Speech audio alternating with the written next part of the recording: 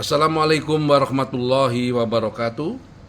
Perkenalkan, nama saya Insinyur Haji Wisnuwardana SEMM, nomor induk mahasiswa 02123063, mata kuliah Perbandingan Negara-Negara ASEAN, dari dosen Bapak Tahega Primananda Al-Fatih SHMH. Assalamualaikum warahmatullahi wabarakatuh. Salam sejahtera untuk kita semua.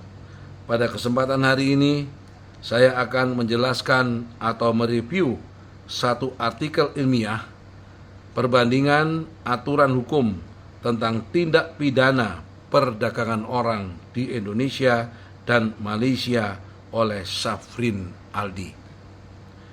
Dalam perbandingan aturan hukum tentang tindak pidana perdagangan orang di Indonesia dan Malaysia yang disusun oleh Safrin Aldi, fokusnya adalah membandingkan definisi tindak pidana, jenis-jenis tindak pidana yang diatur, hukuman yang diberlakukan, langkah-langkah pencegahan dan penanganan kasus, serta perlindungan dan rehabilitasi korban. Tujuan utamanya adalah untuk memberikan pemahaman yang jelas tentang perbedaan dan persamaan antara aturan hukum di kedua negara dalam menangani masalah perdagangan orang.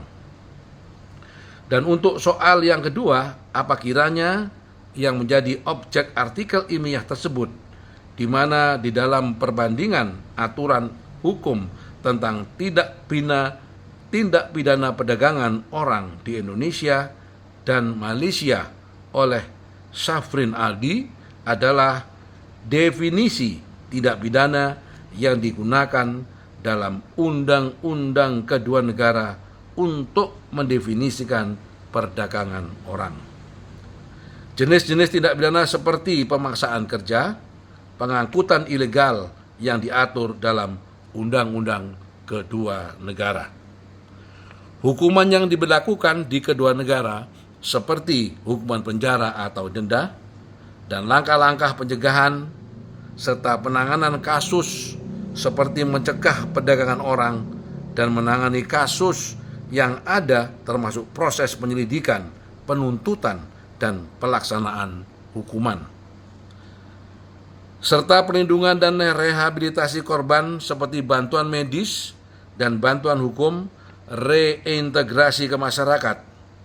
Ini mencakup aspek-aspek kunci dalam hukum yang mempengaruhi penanganan kasus perdagangan orang di kedua negara.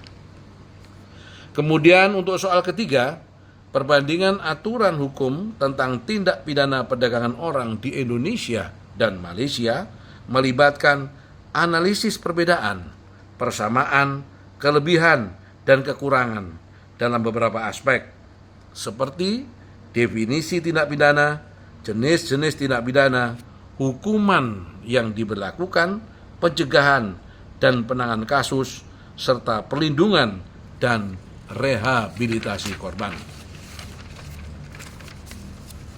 Melalui perbandingan ini, kita dapat memahami pendekatan hukum yang diambil oleh masing-masing negara dalam menangani masalah perdagangan orang, serta mengevaluasi efektivitas langkah-langkah yang telah diambil dan menyarankan perbaikan yang diperlukan.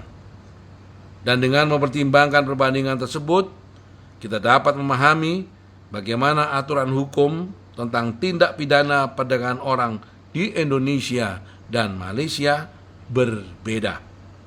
Sejauh mana kesamaan dan perbedaan tersebut bermanfaat atau tidak, serta upaya-upaya yang dapat dilakukan untuk memperbaiki kekurangan dan memanfaatkan kelebihannya.